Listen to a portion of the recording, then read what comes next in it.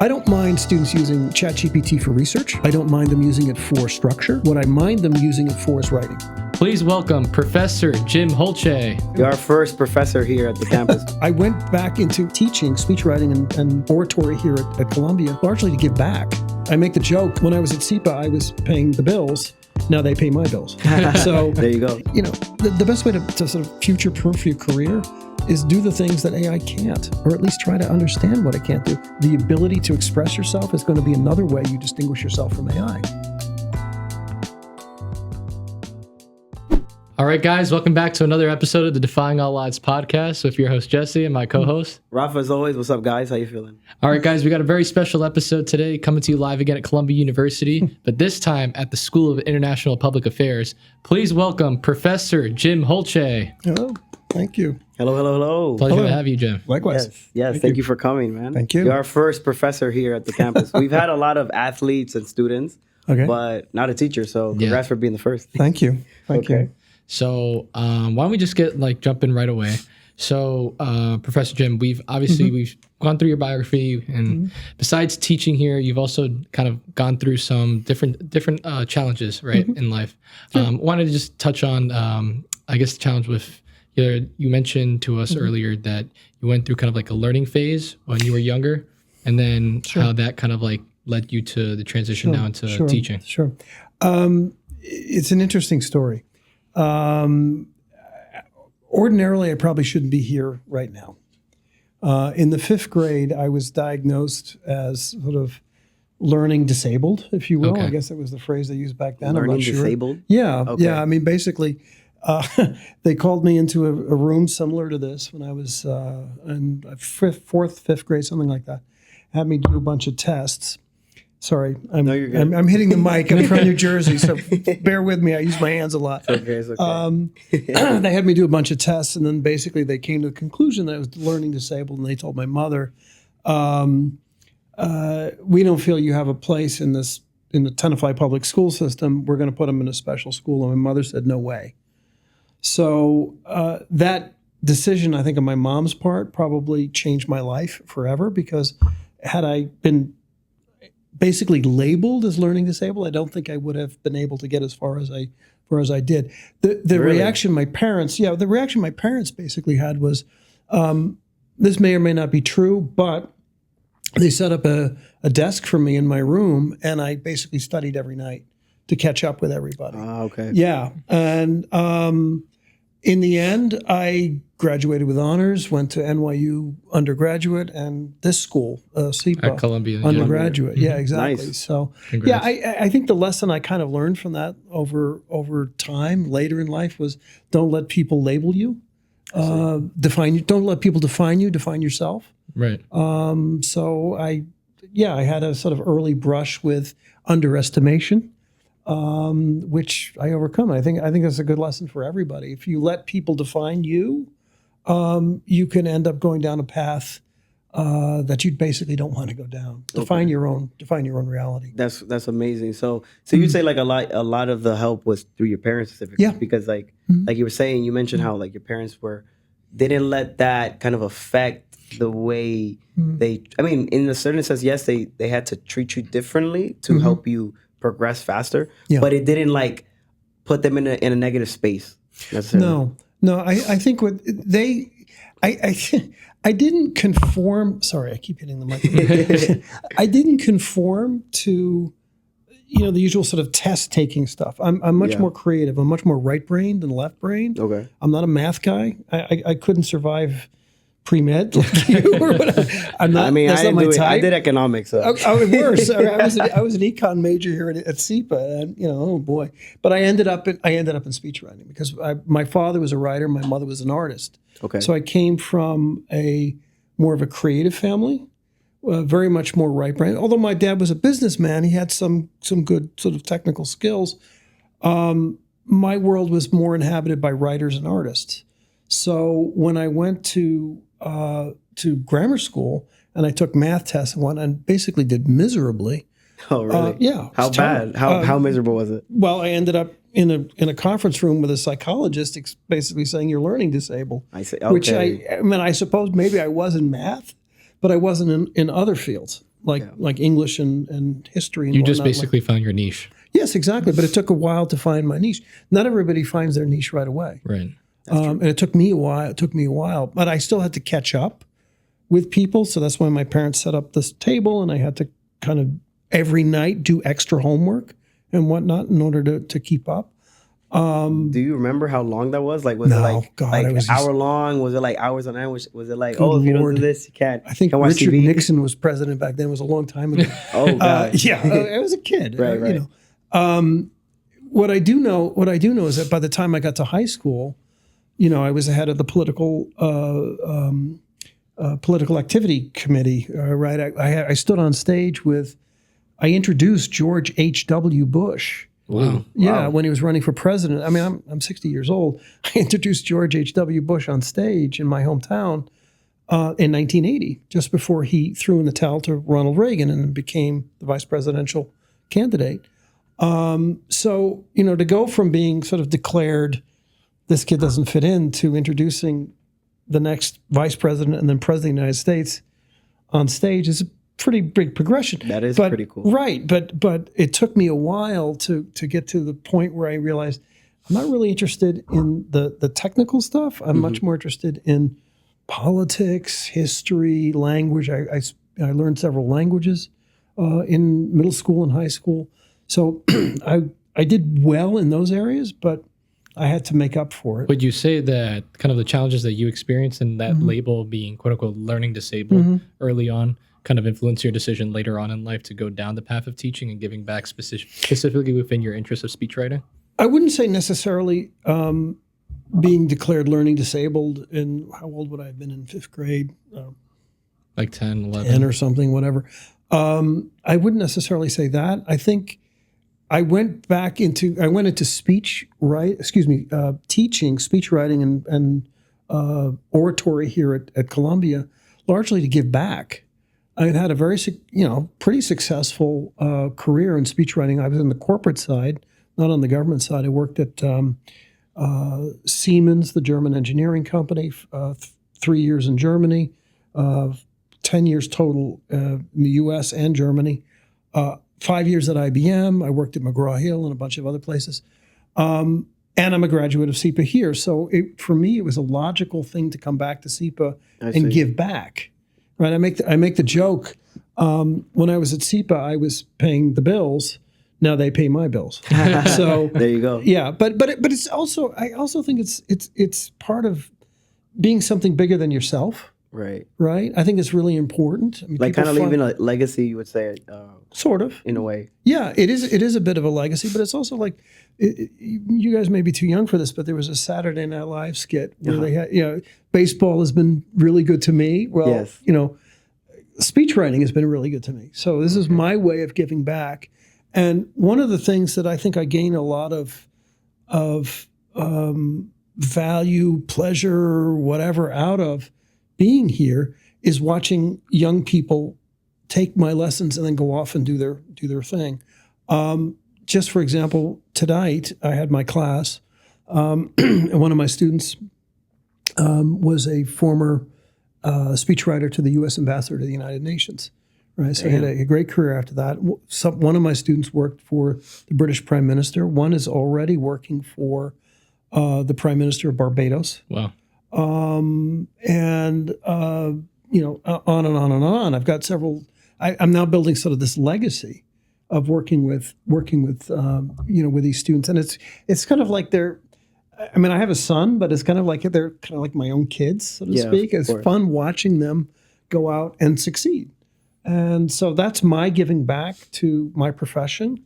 But again, like I said, I would not be sitting here talking about this if it weren't for my parents believing in me. And I think it's really important to have somebody, it may be your parents, it may be somebody else. I think it's important to have somebody who does believe in you, almost uncritically. And how does that difference from, because to be a speechwriter, obviously you have to be very much kind of used to speaking to a big audience, right? And so with that kind of label of like being learning disabled, did that ever fear of like, I got to talk in front of a lot of people? How did that like interplay and intertwine with each other? I never let it bother me. No, no. it Like never no- phased you. Like no stage fright ever? Oh no, that's not true. Did I let the early diagnosis bother me later? No. In fact, I mentioned this quote today in class. One of my students was delivering a speech. He was fairly nervous. It's normal. Right. And I said one of my favorite quotes is from Mark Twain. He says there are two types of speakers: the nervous and liars, which means everybody's nervous. It's totally normal to be nervous, right? The question is, how do you overcome it? Right. And I think the best way to overcome it over time is practice. Okay. Practice. So to your students, like, how do you try to help them kind of, even obviously while they instill the practice and the skills that you show them, but like what specifics that you do, or like techniques, if there is any?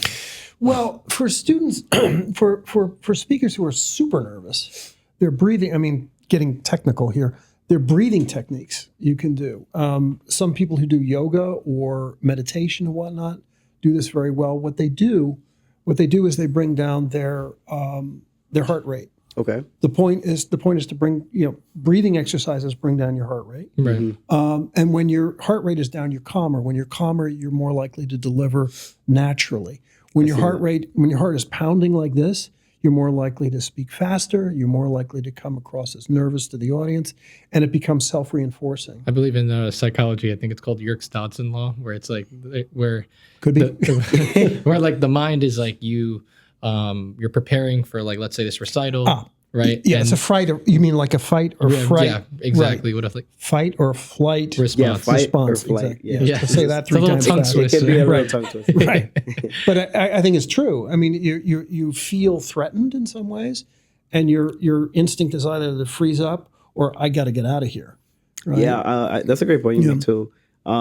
Like for many that know here, I work at a driving school. It's a family business of mine, and I'm an instructor, so I teach people how to drive. And I it's one of the main things I always tell everybody is, hey, don't forget to breathe. Literally, just like, it seems so hysterical and cheesy, but like you said, it really does help, because the more calm you are in any situation, the more you can think about what is the best call to action for it. Exactly. So without having you, like you said, freeze in the moment and kind of make it worse. Right. I mean, I wish we could all be like Barack Obama cool, but we can't. So we have to try the best we can. I also think part of it is, now, and this is maybe more of a generational difference. I think people these days are so often multitasking that they have so many inputs coming at them. Fair. And I'm actually not a big fan of multitasking. I'm a fan of sort of serial tasking. Do several things really well and then move on to the next thing. Okay. Because otherwise your mind is too preoccupied with other stimuli coming in. And frankly, you end up looking confused. Right. Fair. So kind of like compound interest in some way, I guess you could say. Yeah. Because like as you say, it's like one leads to the next. Yeah. Right. So succeed at one thing and then build on that. Right. As opposed to You set the steps for it. Yeah. I mean, I think a lot of times multitasking just ends up becoming doing a lot of things in a mediocre fashion, as opposed to doing a few things really well and then building on that. It's funny you say that, because one of our older episodes, we had a neurosurgeon from Weill Cornell, Dr. Sieg, who actually mentioned about the idea of multitasking being very much a myth, where it's like the brain is like only able to kind of focus in on one thing at a time. It's just you kind of choose to like back and forth. Yes, right. Very quickly. Right. That intuitively, that sounds correct to me, because I'm not a neuroscientist, but I'm actually interested in this.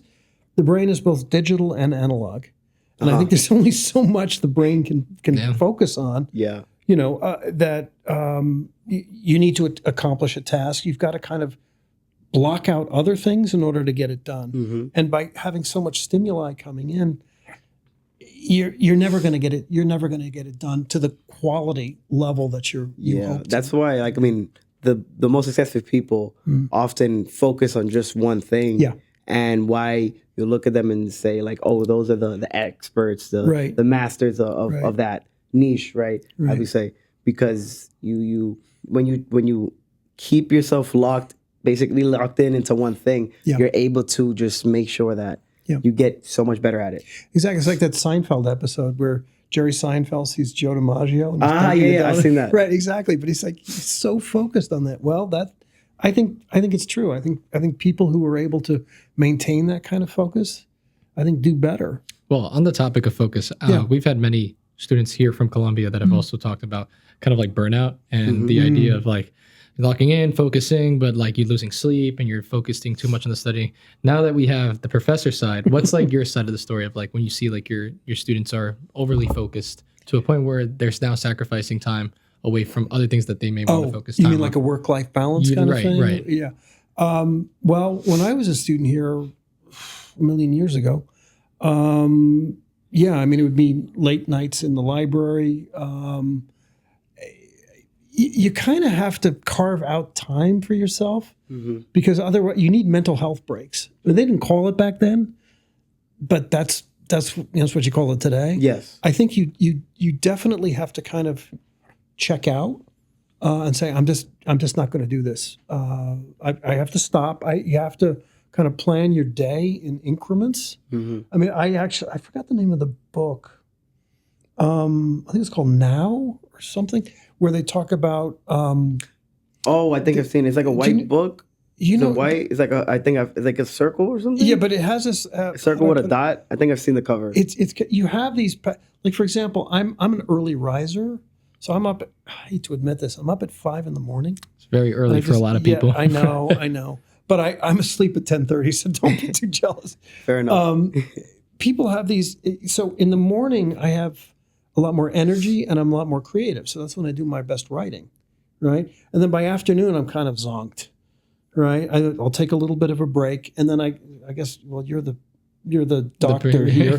The blood sugar goes down, then I have my coffee, and then I have another round spike, of energy. Like the afternoon spike. Exactly. Then I have my afternoon energy, but I don't do creative writing or creative thinking in the late afternoon. That tends to be more sort of processing stuff. So I'll do the sort of block and tackle work, and then by evening I'm with my wife watching Netflix, and like that's it. That's it. You tapped out for the day. Yeah, but that's my pattern, and I know my pattern, and it works. It works for me.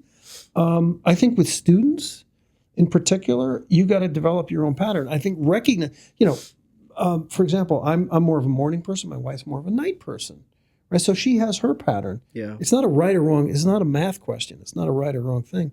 But if you recognize what your pattern is and then use it to your advantage, I think that you get more out of it. So as a student, like, okay, if you're like me and a morning person, write that essay in the morning. Right. And then in the afternoon, chill out and do something different. I mean, we're creatures of habit, as they say. Sure. So, like, we're built off routines that we can replicate day in and day out. Right. I think that's what. And the routines get more grooved when the older you get. And it's interesting you say that, because there's some people that will say that the night they might be more productive versus the day. It's really like kind of like finding what's the best time of the day for you to focus and kind of do your work. I'm in my prime at like 2 a.m.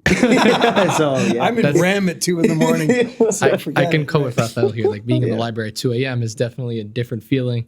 But now, like when you get a little bit older, you want to like be in bed a little bit earlier. Yeah. And I think that's just kind of everyone just has their own path that they're trying to figure out. I definitely admire you for waking up at 5, because like I'm in my prime at 2 a.m, but in the perfect world, I'd rather wake up at like 4 or 5 a.m.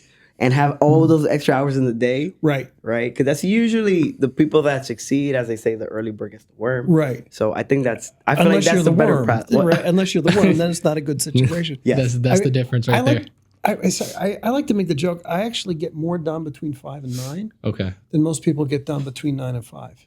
And the reason why is between 5 and 9, there's no phone calls. Yeah. Right. No Zoom calls. Yeah. There's like very few emails. I might get an email from Europe or something because of the time difference. Yeah. But I just have this ability, because you're uninterrupted and it's quiet, you can focus and get a lot more done. So my productivity is much, much better. See, that's the same thing why some would say, like, they enjoy the night. They're night owls because of the if fact you're that doing it's Zoom switched calls at 2 a.m, you have a real problem, right? Yeah. Fair. So maybe that's like if there's a time difference. Or, please. Yeah. I know. With like somewhere other place in the world. But I think everybody just enjoys having their moment of peace. I think that's what it is. Absolutely. Definitely. Yeah. And doing what they enjoy. For example, in my case, I love reading. I love writing. I love reading. I also go for walks in the morning. Okay. So okay. I walk along the East River Esplanade. I walk along the East River Esplanade and the beautiful view of the East River, the United Nations, and I clear my head. It's a staple for Columbia students. Also use Riverside Drive here as well. Sure, Like sure. Just seeing like the scenery kind of like helps clear the mind. I can't remember the word. I think there's a Japanese word for exactly that. Just going into nature and kind of the green, just being out of an urban setting and just, how do I put it? Mentally checking out. Right. Yeah. Mentally checking out. And I think it's important because especially, it's here at Columbia, it's being in New York City, it's a stressful city. It is. You're in an elite institution. There's a lot of stress to perform well. You've got to kind of just mentally check out. It's very true. I think and as I've gotten older, I've enjoyed more going out. Outside the city and just checking things that doesn't have to do with so many big buildings and lights and noises. Well, I love it and I don't think I can get away from it yet. But just that aspect of just taking, like you said, that mental checkout and just being one with peace and nature and going for a hike or a walk or just seeing what the real world really is. Now try living in upstate New York 24/7. Well, like I said, there's a balance in everything. So you definitely got to work. And for me, also, maybe it's because of my Dutch heritage. I like seeing the water. Yeah. The water's very calming. So the East River for me is about as close as I'm going to get to the water. Right. But I just like seeing the placid view. It calms you down and it allows you. Again, some of my most creative ideas I think come on these walks. For example, as a writer, I tend to kind of script stuff in my head before I ever commit to the keyboard. Let me ask you, my fault, but like, what is your thought process? What is the thought process for you when you have to do these scripts for your clients or even for yourself? Like, how do you kind of go about that? Well, it's a little complex. I even brought this up today in class. It's what I call the 80-20 rule. 80% of my time is actually spent researching. Okay.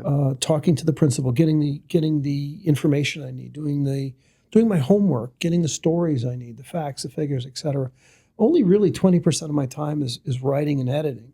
I think as far as like phrasing, because for me, I enjoy the beauty of words. Okay. A lot of the phrases actually don't come when I'm sitting, like I said, at the screen. They come on walks. And I'm literally composing the sentences in my head as I walk. And I'm praying that I remember them when I get back. Okay. Right? You don't have like a notepad? Good question. I probably should have one. I know a lot of people, a lot of like creative artists often will, like when they have some big idea, they're like, oh, I gotta write it down. Yeah. Right? Or they'll just put it on their phone. That's a good idea. I probably should. Well, it's funny you say that because I think that there's like a theory about shower thoughts as well. I was thinking of that too. Because I feel like sometimes I develop some of my best ideas when I go to the shower. Yeah. Last night.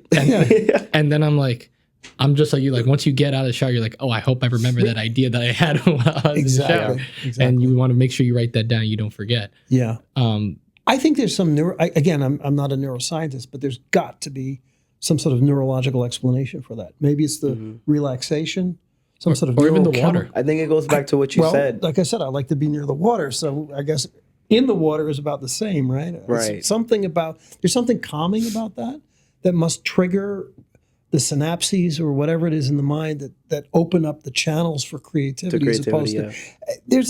I think, for example, there's this notion like, oh, I'm going to sit in a cubicle in a large company and I'm going to be creative. It doesn't work that way. Yeah, you can't legitimately put yourself in a box. No, you can't get creativity. Most creatives often get their inspiration through experience. Correct. So yeah, and at unlikely times too. Right, exactly. Right. And I think it kind of goes back to what you were saying earlier about trying to have like I forgot what you said, serial learning, was it? Or not serial tasking? What did I say? Serial tasking as opposed to multitasking. Yeah, exactly. So I feel like moments like that where you're just like in these quiet, peaceful places that we've been mentioning, right? You don't have so much stuff wrapped up in your mind anymore. Right. So your mind is not as fogged up on so much, in other words, a bunch of crap, right? Right. And it allows your mind to start thinking about more thought-inducing things. Exactly. And it also, you're not thinking like, oh God, in 15 minutes I've got a call. And, this afternoon, I forgot about that Zoom call I got to do. Once you've kind of checked out on that stuff, I think it allows the mind the creativity to take over. To really flow. And it's, by the way, it's not necessarily just for artists and creative. If I remember correctly, Einstein got some of his greatest ideas, a physicist, from I think he would close his eyes and imagine like a train and then the clock, and to explain again, I'm not a scientist, to explain like relativity. Yes. Right. But there was a thought exercise. It wasn't something behind it. that back then there were no computers, but it wasn't something he did on a piece of paper with an equation. It was closing his mind and opening it up to this idea and visualizing what it meant. But it meant again using it, blocking out all of the stuff of day-to-day life and focusing on opening the mind up so that these ideas flow. There's definitely a notion behind opening the subconscious mind from the conscious mind, because the conscious mind is what we're always, what you see every single day. Yeah. Right. But then the subconscious mind that's where that critical thinking takes place. That's where like those creative ideas get that spark. So it's about trying to find a way where you can unlock that kind of side. Right. And in fact, I just remembered, I forgot, I can't pronounce the guy's name. It was a famous book, I think from the 50s or 60s. He came up with the concept of flow. Like a flow state? Flow state, exactly.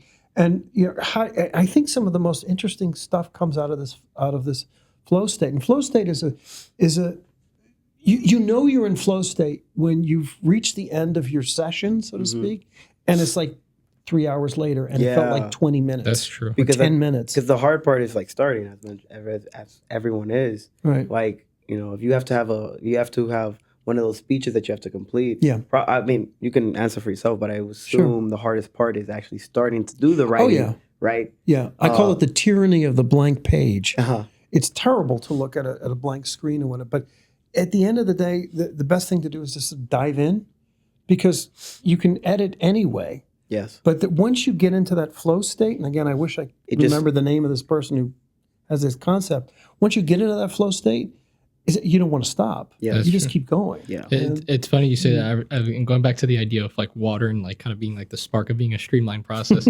I remember I was born a colic baby, and like I remember what a colic baby, like a baby that just cries a lot. Oh, that does I didn't know that crying. was a term. And I remember what my mom would do was like, since we lived right by the East River on the east side, was we would walk by, and near HSS they had like this water fountain.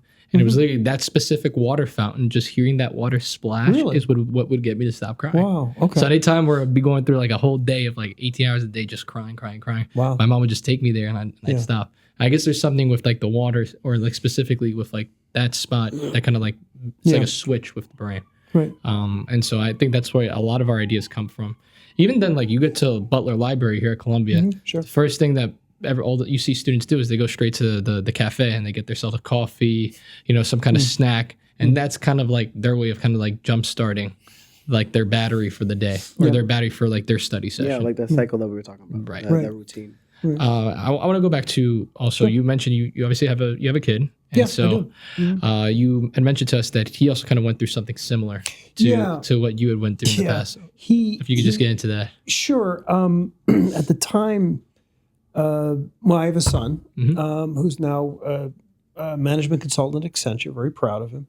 But when I was a speechwriter in Germany, working at Siemens, he went to an international school. So we moved from the U.S. to Germany. It was a bit of a stress. Wow.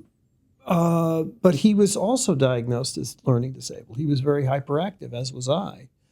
And it was the same thing. They told us, his mom, I'm since divorced, but they told us we want to, leave him back a year, right? Because you guys moved to Germany? No, because he wasn't performing in his class. Okay. And I thought, okay, well, at least it's not a different school, like they said with me. But we said, fine, we'll leave him behind a year. And it wasn't such a bad thing, because in Germany they have a later start to kindergarten than in the U.S. How old is it? I think they start at 6 as opposed to 5. Yeah, so it's about a year difference. Fine, okay. Okay. Yeah, well, but but again, he went through the same thing. He was, he was sort of declared different than the rest, and I think he knew it. He perceived it, and he ended up doing fine. I think in the end, he went to NYU Tandon School of Engineering. He got a degree in business and technology management. Now, like I said, he works for a major management consulting firm. So he's doing fine. I think, I don't know whether it's tied to, hyperactivity tends to be tied more to boys than girls. And we do know scientific, I don't think I'm off base here, boys mature later than girls. That's just a fact. Yeah. Mm-hmm. Right? And there are, if I remember reading correctly, studies of saying because boys mature later, girls tend to do better academically early on, and then that helps secure spots in college. And I think right now in university, if I'm not mistaken, majority of people at college and universities actually are women, which is a great thing, except there's now this belief, right or wrong, that in the process of this happening, that boys are kind of being discriminated against. In other words, the learning, because boys don't mature as fast, that maybe the curriculum should be changed to accommodate that, like depending on biological reality. I don't have a real opinion on it. I just know what I've read. Yeah. I also know what I've seen. I've heard of something like that. Yeah. That women tend to mature much faster. Yeah, I think that's a biological fact. I Yeah, think it's an exactly. opinion. So I don't think there's nothing outlandish in that sense. Right. But I think there's definitely some merit to understanding, like, people definitely just like learn at their own pace. And learn differently. Like you were saying about your son, like they had told you that your son was different, but you say that as he grew up, he did just fine. He did fine. Would you say like it was like maybe he got like a misdiagnosed or something? Would you say? Misdiagnosed? No. Or you That's a good thought of question. Maybe he was diagnosed correctly, but I think he wasn't accommodated appropriately. Okay. So put it that way. So like the label kind of like has like definitely an effect on his mind and on kind of thinking on what's going to happen in regards to you know how you're going to progress in life. Because I feel like you get attached with something like that early on. The brain is still developing very young, and it develops very much rapidly when you're younger than as you progress when you get older. Right. And so, would you say that kind of had an effect, like kind of his career path or career trajectory, kind of like you mentioned of yourself, that you found your niche in speechwriting? Yeah, and I think he found his niche. He's not a writer like me and my father. My father and I were very, very similar. He's more like my grandfather, my father's father, my paternal grandfather, who is an engineer, much more technical, much more mathematically oriented, et cetera. But that was his niche. And he, luckily he found it.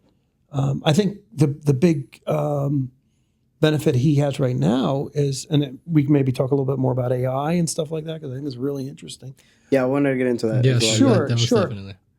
I think the interesting thing that he's noticed is that the people who are going to succeed are those who have the sort of technical skills and the social skills. Yeah. So it's right brain, left brain. Right. Yeah. So in other words, the emotional, the EQ and IQ, if you will, like the ability to deal with other people, but also the ability to process information from a sort of a technological standpoint. In other words, math and social science together.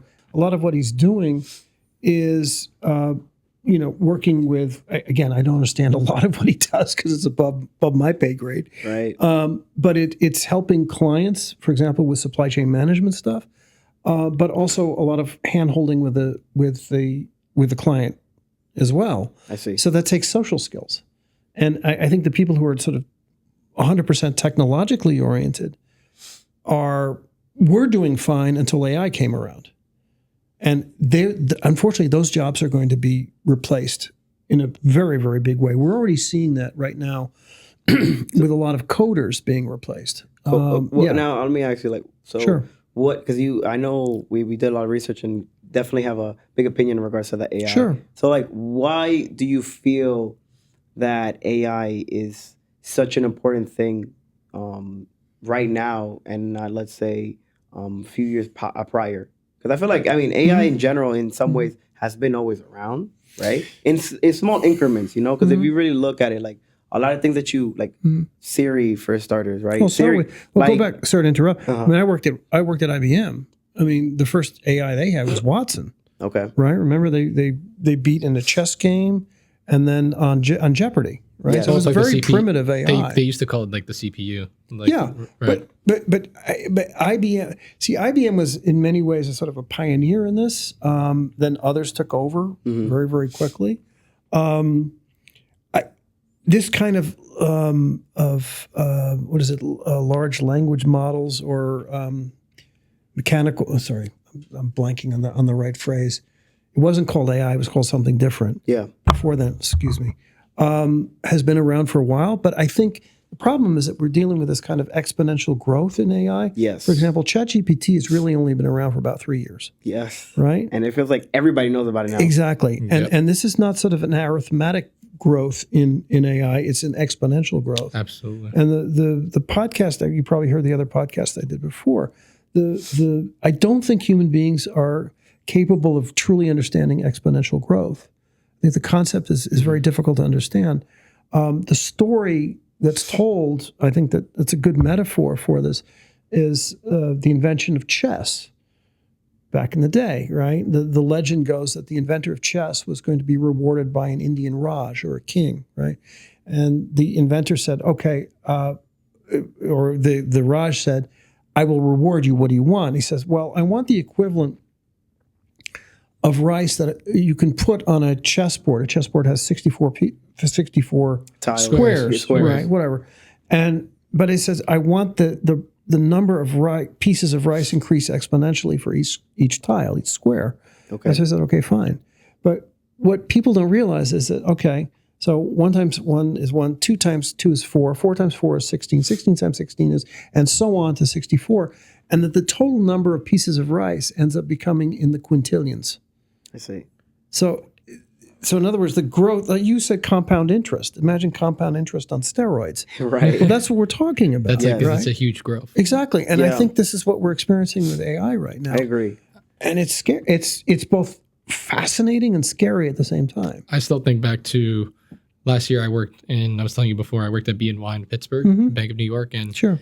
they were just starting to implement their new AI. And like I think like most banks and most companies now, they kind of have like what you call like a website AI, a little chat bot that kind of helps you maneuver around the different aspects of the website. And you know, they were just in like the starting phase. It was in beta, it was testing. And then we move over to Microsoft Copilot, and that recently comes out, and now that's being implemented into our workflow. Right. So imagine you're given a task, like all interns are given a task for the summer. And imagine you're already using your normal resources like Google, maybe used to have ChatGPT or whatever you might be allowed to use. Now imagine you're being forced to implement and try a brand new AI that you've never used before. It's like you're learning on the job. And I think that a lot of humans, we don't necessarily know how to comprehend learning while learning, if that makes sense. Because you can learn. Or building the plane while you're flying. Exactly. Yeah. Because you can learn, but like imagine you still have to learn within the learning itself. Yeah. Now you're creating what we call, like I mentioned before, you're going back into that subconscious mind, unlocking that critical thinking area that most people aren't always fully tapped into. Right.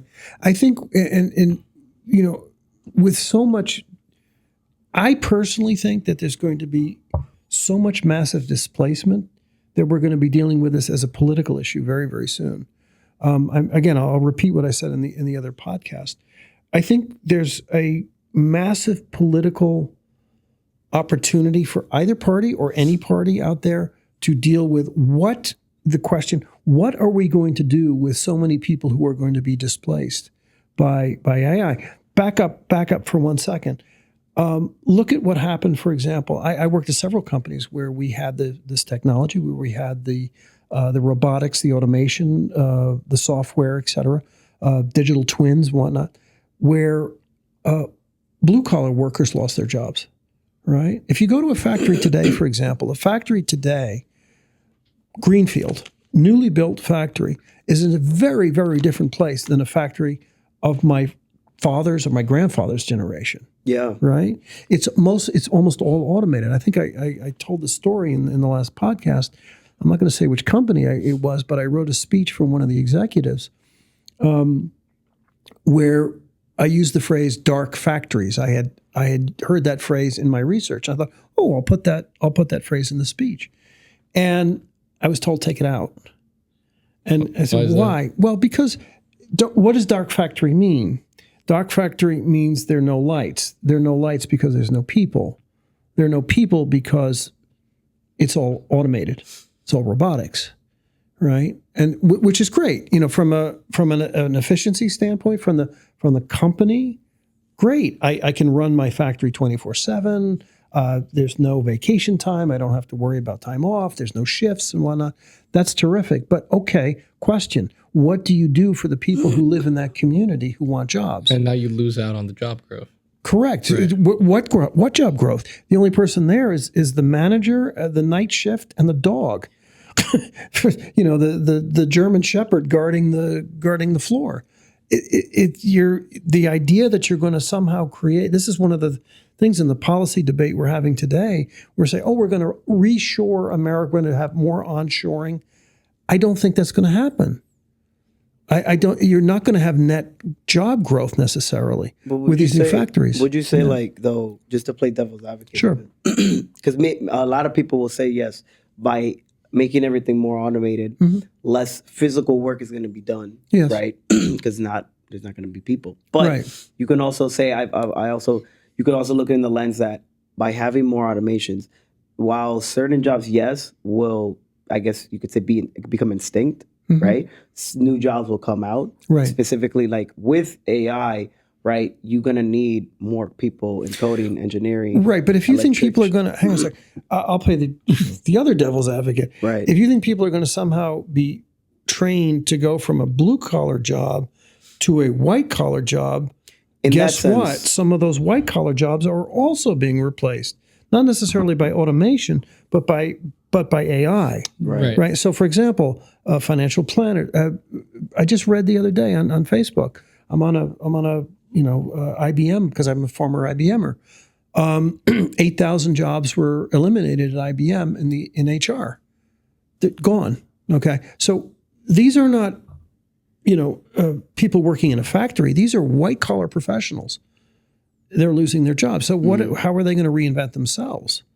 I mean, the blue-collar folks have to reinvent themselves into the white-collar world. Okay, congratulations. Now the white-collar world is being disrupted. Yeah. How are they going to reinvent themselves? When you say that's like a form of in some ways, I guess you could, it seems maybe too animalistic, but just how evolution goes, right? Because in the way you put it, that's still a dark theory, in the way you put it. I mean, I'm not saying it's okay, right? No one wants to lose their job. Sure. But at the same time, once upon a time, we didn't have factories, right? Correct. And in the Industrial Revolution, obviously that created more work, more jobs. Sure. But then in some ways, it also eliminated other stuff. I can't think of. Yeah, I'm not saying that all the industrial jobs are terrific. Many of them were terrible. Right. Let's be honest. Would you say maybe it's maybe just a natural step in our evolution of workforce? Maybe? Right, but a natural step towards what? And I think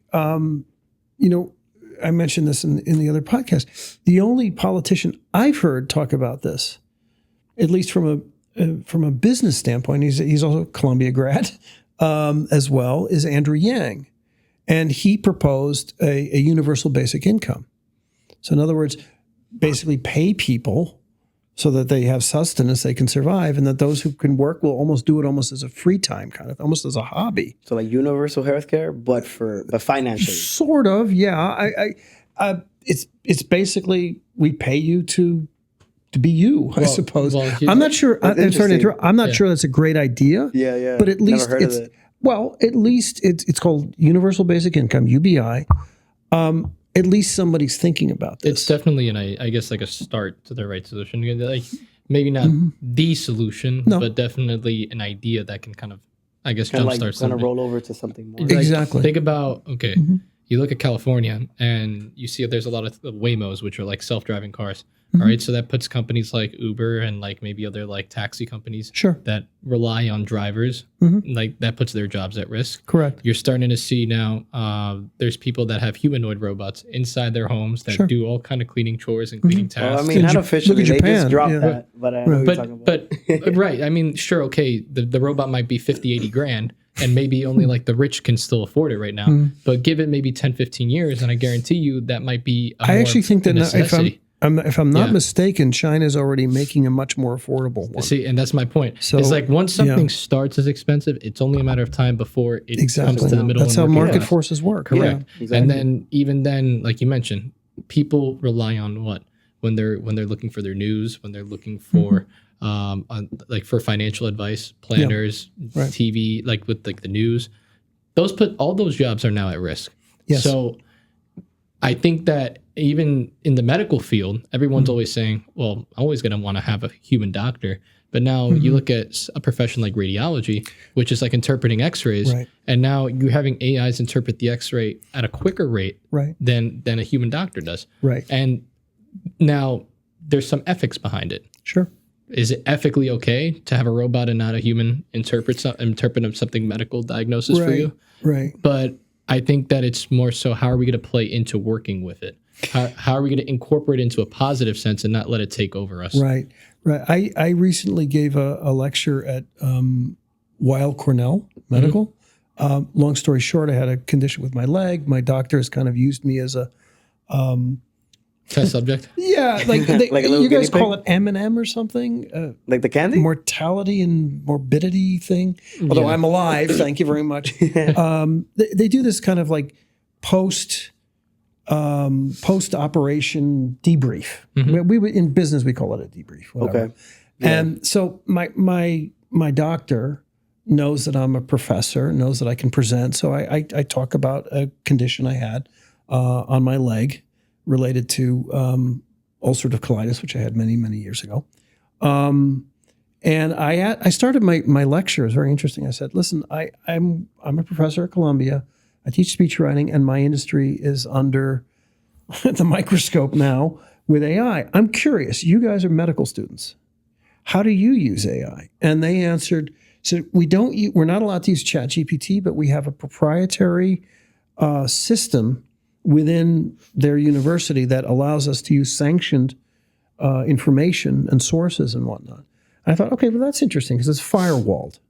So it's not like you're getting sort of random information from just anywhere or submitting yourself to the possibility of AI hallucinations, which also happens. You see that a lot. Hallucinations, sure. Sometimes the information is essentially fiction. I see what you're right. saying. I mean, it could pull up an article. I mean, there's been studies done already where it's either ChatGPT or some other AI that like it can like cite an article that doesn't even exist. Correct. And create it in a way where the citation seems just as realistic as one that is real. There have exactly, and there have been, for example, cases in front of the U.S. Supreme Court where the cases cited were fiction.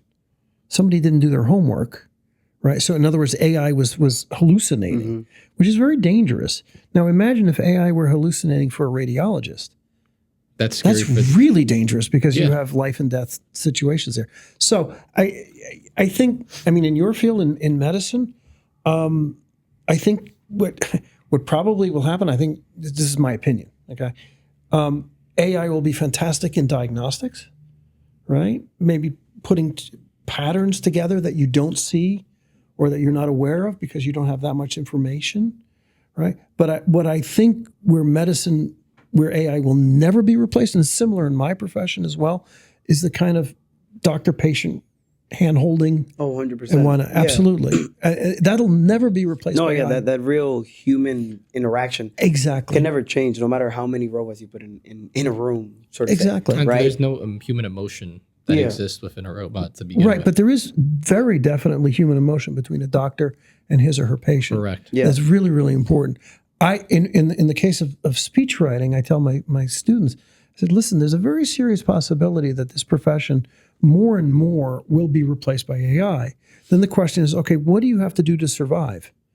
Right? What are you going to do to add value as a speechwriter? I think that's the most important thing. Like we said, like AI in general, it's ever growing super fast. Like you said, ChatGPT came out no more than 3 years ago. Something like that, yeah. Right. And it feels like It feels like 100 years already. It feels like everybody knows about it. Right. Like it's been out here since the iPhone came out. Exactly. That's right. true. And I think that's what's most important. It's not just necessarily like how you're going to survive, but I think people should try to look at it in a more positive lens and say, okay, what it has to be done ourselves so that we can stay ahead of the curve rather than trying to be behind. Right. Because like just like in anything, there you have your early adopters, and then you have the people that come after, and then you have the late bloomers who at that point, and whatever it is, whether it's a new product or a new trend, so to say. Yeah, I think I've said this before. It doesn't pay to be a Luddite.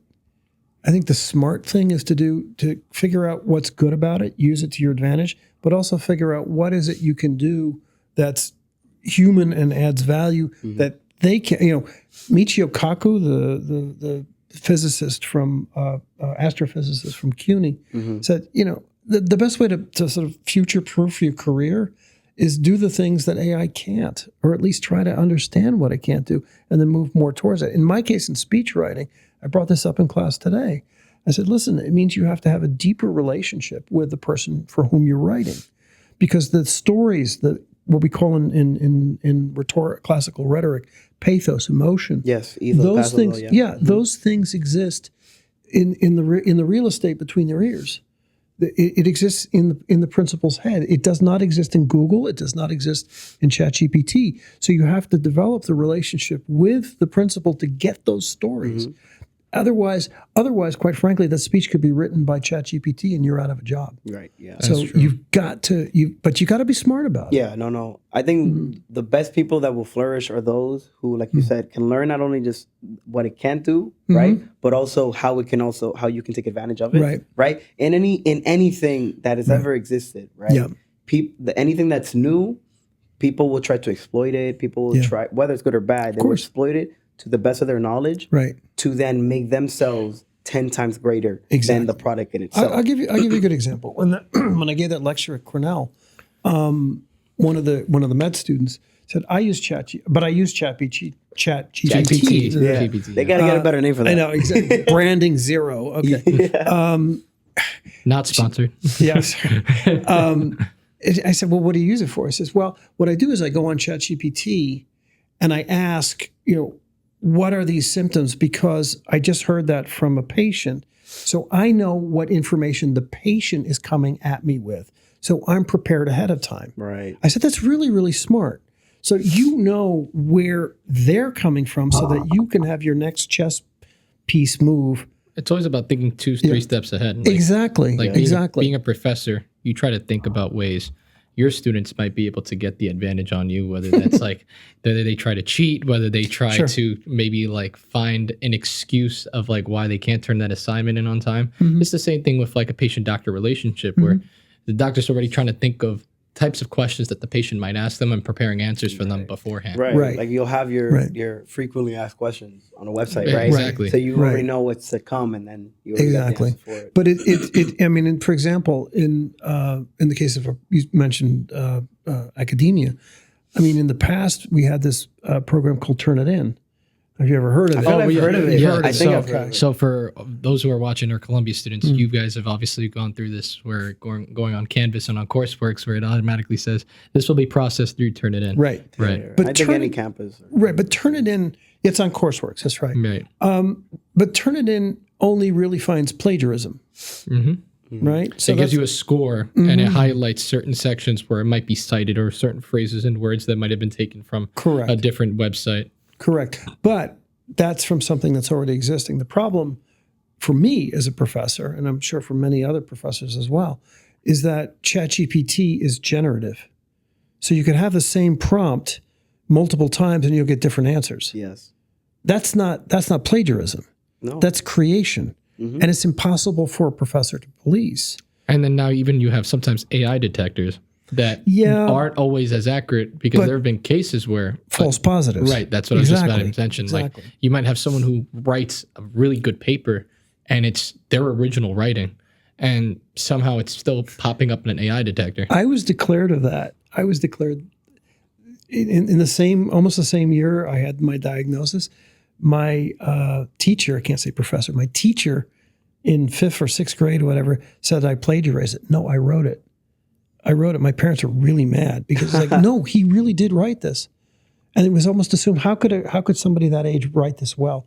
Like, well, that's I mean, what I'm Sometimes- good at. Sometimes some people are just sucks to more suck, advanced. man. I'm Exactly. just that Don't good. ask me to do math, but English was great. So just it's that kind of guy. the same thing. But I've heard of cases of professors accusing a student of using AI, and they hadn't, and the professor got in trouble. So now professors have to be very, very cautious You have to about be like making 1,000% accusations. certain. Like, right. Is there ever? 100%. But is that even possible? So if that were to happen hypothetically in your class, do you just kind of have like a policy where you have a conversation first with the student? Is it like an automatic report to the administration? Where's like that balance where like, like some professors they'll prefer to have the conversation first before notifying the administration? Oh and yeah, other people, absolutely. Some professors might do it the other way around. Oh no. I would have a conversation first before ever having with a student before ever going to administration. Absolutely. Because I prefer to give the benefit of the doubt to the student because there may be a false positive. I rarely get this, though. I actually think I don't mind. Well, let me back up. I don't mind students using ChatGPT for research. I don't mind them using it for structure. What I mind them using it for is writing. I Right. want them to be creative. Because that removes the critical thinking process Correct. from it. Because I think that goes back to how we've all been mentioning using AI to positively enhance your experience, whether that's with research or whatever you do, you kind of utilize it in a way where it's powerful to you. And like there are certain times when some students might use AI just to kind of get a solution for an answer, but in reality, they're trying to study it and understand the thought process behind it. Okay. Because there's a difference between doing that and then having it do your homework for you. Because then you Yes. didn't really learn. Right. You just kind Well, of copy pasted. exactly. And why would that's you the balance that you have to find. Right. Why would you spend the money or your parents' money on a wonderful education when all you're basically doing is putting in prompts and copy paste, boom, that you're not learning anything. There's no critical thinking going on. That said, I also like to say I can't stop my students from using ChatGPT any more than I can stop them from using Google. True. That's just ridiculous. Yeah. It's unrealistic. I mean, if I'm being honest, if I was still in college, Yeah. Well, I mean, listen, man. Oh, by the way, you're going to find this funny. So before my class today, I met up with one of my friends, also a professor. I'm not going to say who. I'm sitting there talking with him, and he has blue books on his desk. I don't know if you guys know what blue books are. What are those? You're- and maybe you're- for Oh, the people yes, the test book. Yes, for the exactly. people that are watching, what just explain. Okay, so back in the day, this is before computers, before laptops. We still kind of use it a little bit here at Columbia. Yeah, but it's coming back. It's Right. making a resurgence. Okay. And so basically, a blue book was you'd write an essay. Mm-hmm. You know, the final exam was an essay. I You get a remember like prompt. my art hum and my music hum professors, we had the blue Right. books for my final. Yeah, but back in the day, that's all you had. We didn't have laptops, Right. so you had to write it out. Now, professors, I mean, now we're living in a day where you have your cell phone, you have a tablet, you have your laptop, et cetera. They're saying, no, I don't want you guys Typing. even thinking about using ChatGPT or whatever.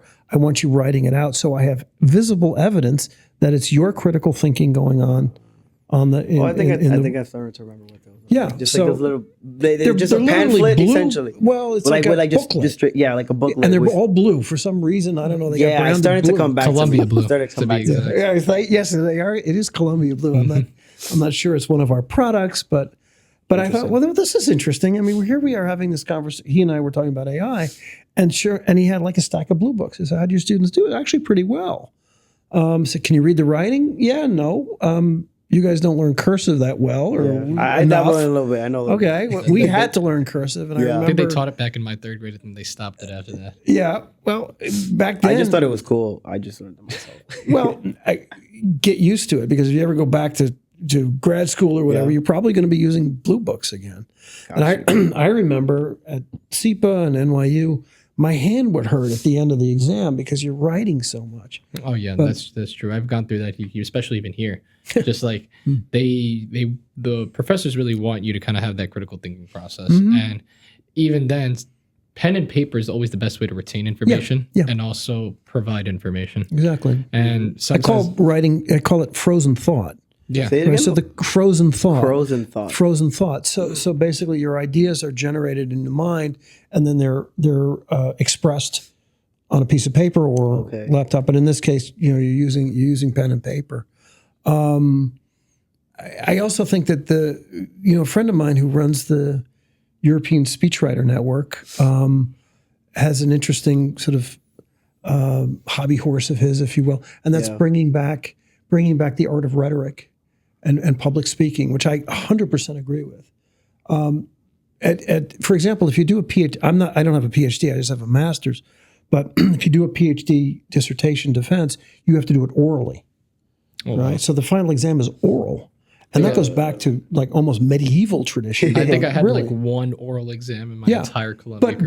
But think back to that. Think back to that exam. You had to think on your feet. It was cell biology, and it's like, usually a science class is like a class where it's pen and paper, or you have to memorize a lot of facts. And this was like, you got a question bank of over 40 questions, and you could have one of those questions be asked, and then the second part of the exam was on the project proposal that you did for the end of the semester. And so you're going into this thinking, I got to know basically all the material, but I'm only going to be asked on one specific section of that material. Interesting. Right. So, but you have to be articulate about it also. Right. Because our professor, she was asking follow-up questions on that information. Right. So it's like you had to be very well versed. Yeah, exactly. And I think more and more these days, the ability to express yourself is going to be another way you distinguish yourself from AI. Yes. Right. So I like to say the race is often won by the articulate, right? We see that a lot in politics. The people who are actually really, really good at, for example, giving speeches, whether they're the best politician or not, is almost immaterial. They're very good at presenting, and there's a huge advantage. That's what matters. You see that in sales. You see that in all kinds of, not just politics, but in other fields. Right. No. Yeah. Where the person who has their thoughts together and can express themselves well has a huge advantage over somebody who may be brighter but can't express themselves. Exactly. Yeah. At the end of the day, right? At the end of the day, it's all about how you present yourself, correct, and how you connect with the people. I mean, just like this podcast. At the end of the day, right? Exactly. It's all about trying to tell stories, trying to enlighten people in a way that is. I don't want to say dumbed down, but simple but not simplistic. That's Right. what I call it. Simple but not simplistic. Exactly. And just that alone just oozes confidence in the way that people hear you and understand you. And See, and I go for that. Yo tengo también el problema cuando estoy hablando en español, por ejemplo. There you go. Bueno, yo puedo comunicar muy bien en inglés, por favor, por supuesto. Pero en un idioma extranjero como español, hablo también alemán, francés, italiano, pero no puedo hablar exactamente como yo puedo hablar en inglés. In English, right. Y yo tengo que gente, por ejemplo, hoy, gente quien hablan inglés perfectamente, ellos tienen un ventaja. Ventaja. Yeah. La gente no pueden hablar muy bien español. Ellos no tienen ellos tienen un desventaja, right? Desventaja, sorry. See? Yeah, no, I get you. Yeah, But that language, was good. That was really gracias, good. Gracias. Tengo que practicar. Yeah, you're better than me. No, not true. But language is important, and this ability to express yourself, right? And especially in the global economy, express yourself in English. Yeah. Super important. Super important. I think a lot of Americans aren't aware of the advantage they have in English, and they don't understand this. I see this for 60% of my students at SIPA are not American.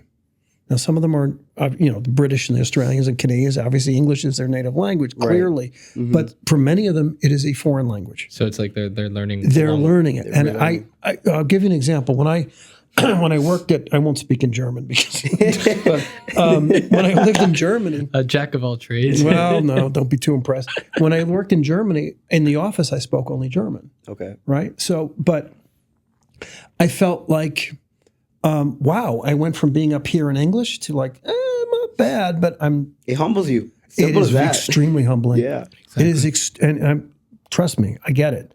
It is extremely humbling to realize, wow, I'm maybe not as talented as I thought, or I can't express myself the same way as I can in my native tongue. 1000%. And it's extremely frustrating. Yeah, I mean, again, Extremely frustrating. we were born here in the States. Sure. We're both Dominican. We both speak Sure. Spanish.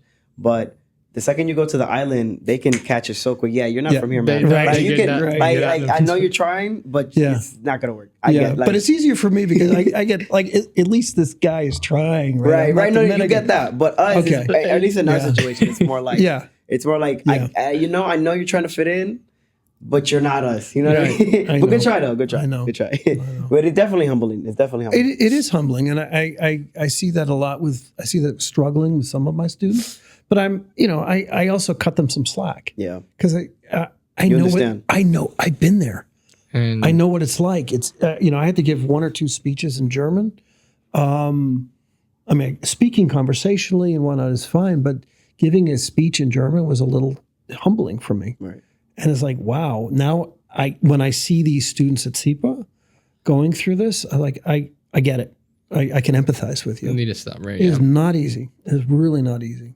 And speaking on the note of humbling, well, time is also always humbling as well. Okay. Because I think we're just about out of time. But Professor Jim, it's always a pleasure My to pleasure. have Pleasure. you here. And before we just leave off, do you have any words of wisdom or advice that you want to add to our viewers? Oh, my words of wisdom: buy low, sell high. No. I have to think about that. I think one life lesson that I think is really, really important that I probably would leave everyone with is, try to do something that's bigger than yourself, right? And for me, that's been teaching. I think I'm giving back after a good career but being part of something bigger than yourself, whether it's in politics or whether it's in religion or whatever, something bigger than yourself, I think gives meaning to your life. And always consider that, because if you get too focused on just the day-to-day stuff, you lose a big picture. Try to get the big picture by being outside of yourself, by being part of something bigger. So That's beautiful. Well, that was so eloquently said. Yes. So, thank you. Professor Jim, thank you so much for My pleasure. joining us. Yes. That's great. This is your host, Jesse, that's going to sign off, and my co-host. Ralph, as always, you know the vibes. And guys, remember to always defy all the odds and stay tuned for more episodes like this. Who knows, this might be you. So stay tuned. Thank you guys for joining. Have a good one. Deuces.